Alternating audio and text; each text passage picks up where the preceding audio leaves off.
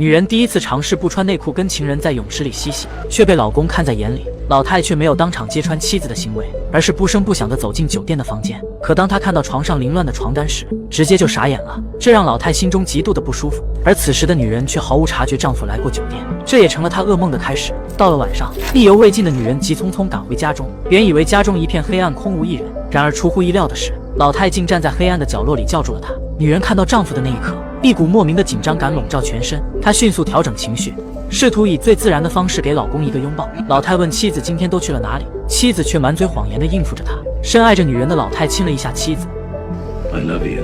然而妻子却依旧敷衍了事地回应他。可就在女人想要逃避的时候，老太却突然揭穿了妻子的所作所为。女人惊呆了，老太果断地拿起枪对准了妻子，枪声惊动了外面修草的园丁，迅速走过来询问情况。老太又拿起枪对着门玻璃开了2枪，园丁们被吓得四处逃散。紧接着他又对着玻璃开了1枪，把妻子的位置挪到了一边。老太捡起地上的弹壳，擦干净痕迹后又扔在了地上。他又迅速脱下沾有血迹的上衣，扔进了火炉里，接着打开热水洗掉了身上所有的痕迹。然而做完这一切的老太并没有趁机离开，而是等待着警察的到来。很快，警察接到园丁的报警，迅速包围了老太的房子。警察局的副队长麦克拨通了老太的电话，老太十分镇静地拿起手机，指定让麦克一人进来。老太清楚地知道，麦克就是跟自己妻子鬼混的那个人，所以让麦克独自来谈判。为了保证谈判的顺利进行，双方达成协议，他们都放下了手中的枪。然而麦克没有料到的是，这里竟是情人的家，他不认识老太，更不知这栋别墅的女主人是谁。麦克询问老太的妻子可好，老太却很坦然地告诉麦克，当时就像中了邪一样，朝他的头开了1枪。麦克小心翼翼地走到房间门口，突然看到墙上挂着的照片，这才意识到老太的妻子竟是自己的情人。他迅速跑到女人跟前，发现她竟还有呼吸，而此时的老太却趁机拿起枪对准了麦克。身为警察的麦克机敏地拍掉了老太的枪，随即迅速将老太扑倒在地，拿起拳头对着她就是一顿暴揍。埋伏在外面的警察也迅速地赶来制服了她。女人被医护人员抢救，很快就送往了医院。老太也被押上了警车。愤怒的麦克用凶狠的眼光盯着她，发誓要将她绳之以法，亲手送她进监狱，为心爱的女人报仇。老太却坦然自若地对着麦克诡异的微微一笑，似乎麦克成了她复仇的玩物。然而麦克怎么也不会想到，想治老太的罪并没有那么简单。没过多久，例行听证会现场，警方起诉老太违反了加州刑法杀人未遂罪。法官问她是否要提起诉讼，而老太却告诉法官自己无罪，声称不想找律师，而是自己为自己辩护。我赶走了要帮助她的律师，然而法官却好心极力地劝老太聘礼，可她都不为所动，还洋洋得意地主动放弃初步侦讯权，直接尽快地开庭审判。老太的这番神操作让在场的所有人都傻了眼，都好奇地想知道她为什么要这么做。老太甚至还公然在法庭上抢对方的律师，肯花大价钱聘请小强为自己辩护。而小强是一位非常优秀的大律师，他所接的案子有高达97%的定罪率。身为一个正义感爆棚的律师，他又怎么会为一个杀人犯做辩护？法官只好决定本案将排期开庭审判。听证会结束后，麦克找到小强，要求他帮自己辩护。然而奇怪的是，助手告诉了小强一个坏消息，他们发现老太的枪并没有激发过。他们来到老太的别墅搜寻证据，却没想到的是，他们翻遍了全屋上上下下，都没有找到老太行凶用的手枪，只发现枪盒子里面少了4发子弹和一把从未发射过的枪，而老太的手上也没有发现火药的残留，衣服上也没有任何的血迹，地下的4颗子弹壳也没有任何指纹的痕迹。事情发展到现在越来越显得诡异，小强也顿时觉得被老太给耍了。他左思右想，就是弄不明白老太行凶的枪到底去了哪里。虽然没有找到直接的证据，但小强坚信也能够将老太绳之以法，因为他手上还有一张王牌。庭审这天，小强找来了老太家的园丁作证。根据园丁的描述，老太比平时早回家了1个小时。紧接着，女主人也相继回到了家中。过了一会儿，就听到了屋内的枪声，直到警察赶来包围了别墅，都没有人进出。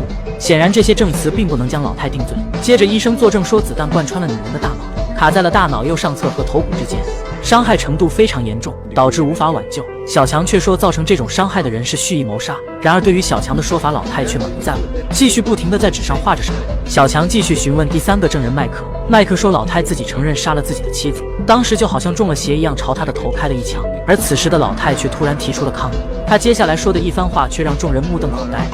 Having sexual intercourse with your wife, I think it's objectionable. 法官听了瞬间傻了眼，就连小强也觉得很是意外。他没有想到麦克竟然欺骗他，对他隐瞒了这一切。本来对此案胜券在握，现在却一下跌入了谷底。一旁的麦克也瞬间面红耳赤，感到羞愧不已。他起身气急败坏的直接冲着老太扑了过去。然而麦克的这一举动也证实了老太所说的话。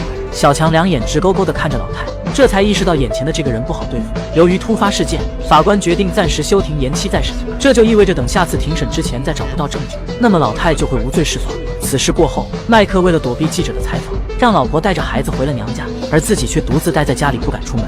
小强也因为此案忙得手足无措，他来到老太的办公室，翻遍了每一个角落。这时老太打来了电话，问小强有没有找到线索，好像是在跟小强叫嚣宣战，明知自己就是凶手，你却拿我没有办法。小强再次来到老太的家中，翻遍了整栋房子也没有找到凶枪。小强百思不得其解，老太用的凶枪到底去了哪里？他又把希望寄托在了女人的身上，希望她能尽快醒来指控老太。可医生的话让小强彻底的绝望了。晚上，麦克与小强相约在一座小山上。麦克通过关系从政务室拿到了一把枪，作为老太行凶时用过的凶枪，以此制造了一份伪证用来控告老太。反正这件案子大家都明白是老太干的，这样做也算是为民除害。可小强是个正义感很强的一个律师，他可不想用这下三滥的手段来对付老太。等到了第二天，小强来到案发当天的那家酒店查看监控，虽然监控拍到了老太的身影，所有人都能认出她就是老太，可是最清楚的画面只拍到了她的帽子，却不能带到法庭上作为证据使用。庭审前一天的晚上，麦克打电话给小强，告诉他已经把伪证放在了小强的工具房里面，然而小强却犹豫了。第二天一上班，小强把女助手叫到了办公室，谎称找到凶枪，让她拿着证据在法庭外面等候，并协商约定好，如果你接到我的电话，你就把证据拿到法庭交给我。而女助手也非常痛快地答应了他的请求。法庭上，老太对法官说，检察官没有实证可以证明我犯罪，我请求宣判我无罪。法官问小强，休庭期间有没有找到新的证据？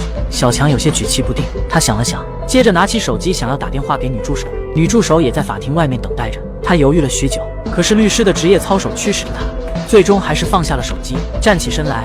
然而麦克听了之后直接就傻眼了。由于小强没有拿出新的证据，法官只好宣判老太无罪释放，同时也宣布解散陪审团。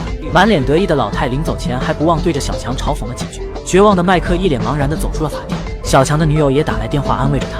突然，法庭外面传来一声枪响，小强迅速来到楼梯口，只见麦克已经躺在了地上。原来麦克接受不了这个事实，他选择了开枪自杀，结束了自己的生命。看到眼前的这一幕，小强后悔了，后悔当时没有听麦克的话，却造成了现在的这个局面，而杀人凶手却悠然自得地活着。然而老太为了永绝后患，决定拔掉女人的气管。作为女人的丈夫，他有这个权利决定放弃治疗，而医院也尊重了他的决定。为了不让老太得逞，小强迅速找到女友，要求帮他取得民事禁制令，来阻止老太的行为。然而女友却无情地拒绝了他。医院这边给女人做了最后的诊断，老太请来了律师，并在文件上签了字。小强也经过百般努力拿到了禁制令，立马驱车拼了老命地赶往医院。无助的小强被保安按在了地上，他奋力地挣脱，想阻止老太，可是无能为力的他只能眼巴巴地看着女人停止了心跳。这天，小强跟助手一样的手机同时放在了桌上，助手接听电话时却意外地拿了小强的手机。小强顿时有了启发，他终于明白了为何找不到凶枪的原因。原来老太有一把与麦克一模一样的手枪。在案发当天，老太偷偷溜进酒店的房间时，他用自己的枪换走了麦克的手枪。他是用麦克的手枪击杀了妻子。当麦克独自进来谈判时，两个人的枪都放在桌上。趁麦克上前查看妻子的状况时，老太又趁机换回了自己的那把枪。而老太拿枪从背后对着麦克，也不是为了打死他，而是通过这种方式把枪还给麦克。不知情的麦克把凶枪别在了自己的腰里，直到他用这把枪自杀也没察觉。老太的这招借刀杀人简直用到了极致，仅凭一颗子弹杀掉了一对奸夫淫妇。然而这个堪称完美的高智商犯罪却被小强推理了出来。可是老太却告诉他，真相已经毫无意义了，就算他死而复生出庭作证也无济于事，而你却永远拿我没办法。然而小强的一句话却让老太彻底傻眼了。